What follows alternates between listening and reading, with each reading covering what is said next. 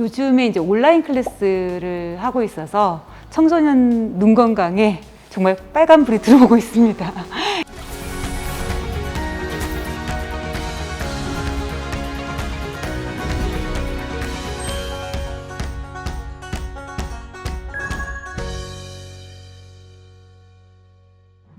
두 분은 이제 어쩔 수 없이 이제 근시도 많고 각막도 얇아서 그렇지만 가족, 특히 아들들 수술하려고 하면 엄마로서 시켜주시겠습니까? 저는 저희 애는 지금 기다리고 있습니다. 크기를.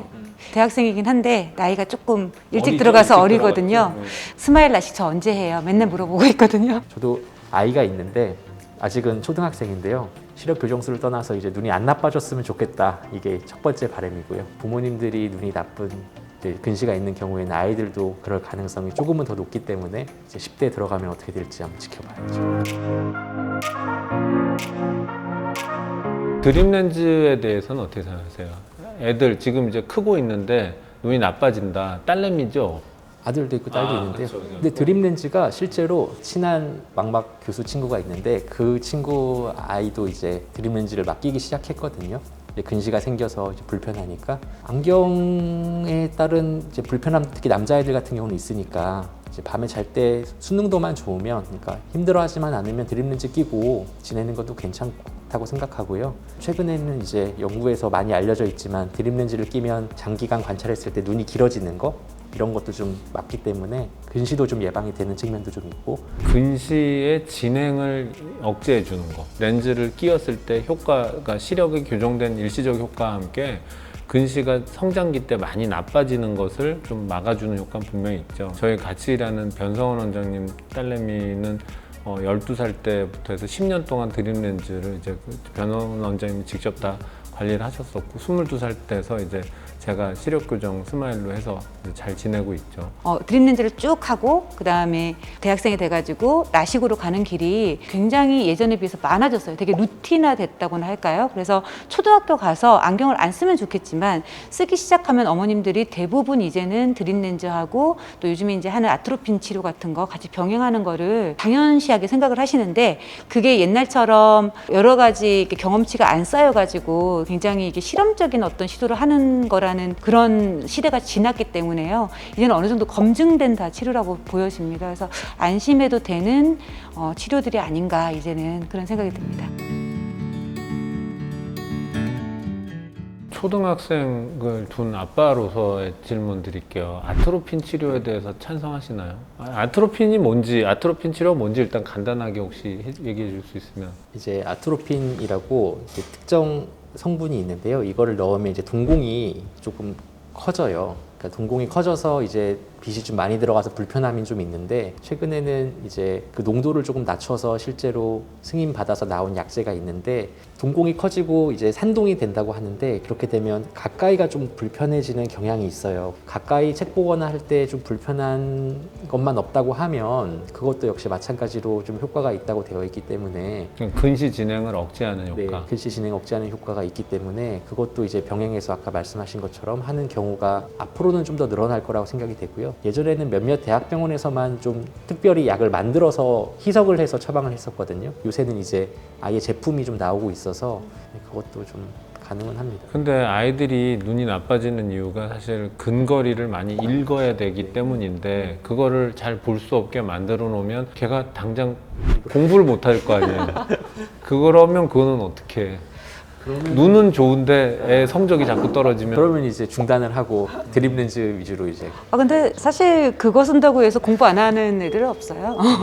그 정도까지의 농도가 아니기 때문에 그 애들 적응력이 굉장히 뛰어나거든요. 어른들하고 똑같이 생각할 필요가 없는 게 사실 그게 글 읽는데 문제가 있었으면 그 많은 어머니들이 그거를 하셨겠어요. 그냥 공부를 시키자 그러셨겠죠. 근데 사실 그렇지 않거든요. 그래서 어느 정도는 안심하시고 하셔도 되는 치료라고 봅니다.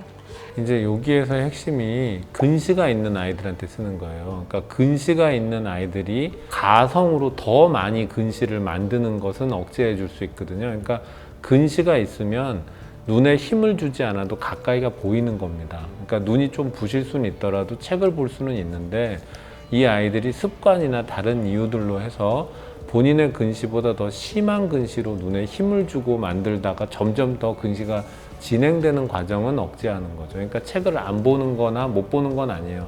그 아이들이 예를 들어서 아토피인 치료한다고 돋보기를 바로 껴야 되는 그런 일은 안 생기기 때문에 그 점에서는 괜찮다라는 말씀이신 거고, 그러나 이제 기계적인 어떤 여러 가지랑 그 다음에 아토피인 자체가 갖고 있는 불편함, 왜냐면 눈부심도 있거든요. 그런 걸 감안했을 때는 드립 렌즈가 먼저이고, 근시 진행이 굉장히 빠른 고도 근시 아이들의 성장기 때는 아토피인 치료 좀 추가하는 게 어떨까.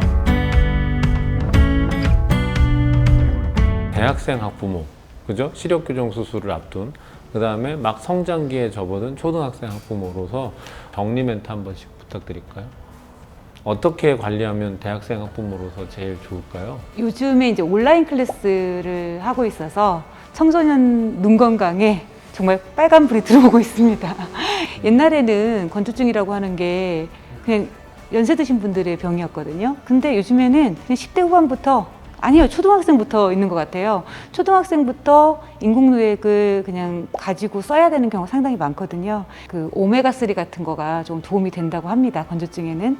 중고등학생들 중에서 안경 쓰기 싫어가지고 렌즈 끼는 데도 굉장히 많아요.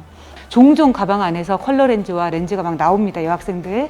근데 중요한 게요, 저는 정말 그 컨택트 렌즈 학회에서 일을 하면서 너무 안타까운 케이스가 많았는데, 컬러 렌즈를 어디서 사야 되는지, 어떤 걸 사야 되는지 너무 위험한 상태로 그걸 끼고 있기 때문에 가끔 가다가 그 자녀분들하고 얘기를 나누시면서, 요즘에 야, 컬러 렌즈 유행이라는데 너는 한 번도 안 껴봤니? 혹시 너 친구랑 바꿔서 끼지는 않니? 한번 물어보세요.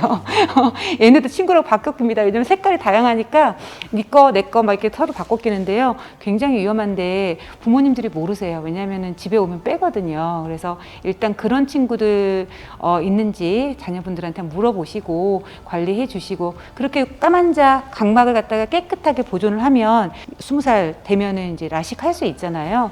우리 라식할 수 있게 눈을 잘 보호하고 건강하게 보존하자라는 의미로 친구들 가방 안에 혹시나 컬러 렌즈가 먼지와 함께 뒹굴고 있지 않은지 한 번씩은 봐주셔야 될 것 같습니다. 아, 대단한 꿀팁이었습니다. 지금 처음 듣는 얘기 많네요. 딸이 없다 보니까. 제가 딸아들 같이 갖고 있는 아빠로서.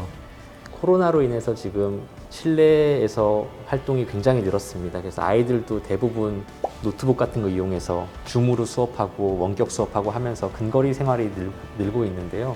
진짜 눈이 갑자기 나빠지는 경우가 코로나 생기고 나서 좀 더 늘었다고 해요. 근시를 예방하는 데 가장 좋은 방법 중에 하나가 멀리 보는 활동을 하루에 일정 시간 이상 해줘야 되거든요.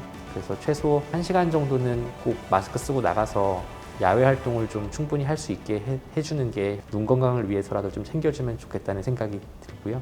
지금 이번 시간에 했던 이제 이 설명들에 대해서 또 이제 연관되는 그 궁금증 이런 거 이제 댓글 달아주시면 또 다음번에 답 달아드리는 시간 갖도록 하겠습니다.